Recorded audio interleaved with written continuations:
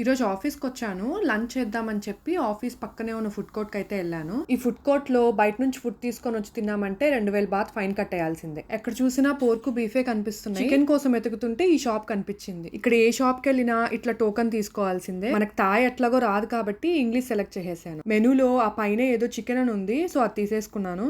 అది వచ్చి 60 బాత్ అంట. పేమెంట్ చేసేసి టోకన్ తీసేసుకున్నాను. ఇక్కడంతా 12K లంచ్ బ్రేక్. ఆ టైంలో గాని వచ్చామంటే సందే ఉండదు. అందుకని నేను 1:30కి వచ్చానన్నమాట. మరీ లేట్ గా వచ్చినట్టున్నాను, చాలా తక్కువ మంది ఉన్నారు. నా ఫుడ్ అయితే తీసేసుకున్నాను. ఇది వచ్చి సింగపూర్ చికెన్ రైస్ మీద బాయిల్డ్ చికెన్ వేసి చికెన్ సూప్ ఇస్తారు. అక్కడ 3 రకాల సాసులు పెట్టారు. అందులో ఈ చిల్లీ సాస్ అయితే బాగుంటది, అది తెచ్చుకున్నాను. ఇంకా వేడివేడిగా ఉండేసరికి ఆ సాస్ వేసుకొని లాగిచ్చేసాను. సాస్ లేకుండా తింటే కొంచెం చప్పగా అనిపిస్తది. దీంట్లో ఎలాంటి ఆయిల్ గానీ మసాలాలు గానీ ఏమీ ఉండవు. మనం తినేసాక అక్కడ ట్రే స్టేషన్ కనిపిస్తుంది కదా, మన ప్లేట్స్ అవి వాళ్ళకి రిటర్న్ ఇచ్చేయాలన్నమాట. మీలో ఎంతమందికి థాయ్ ఫుడ్ ఇష్టమో కమెంట్ చేయండి.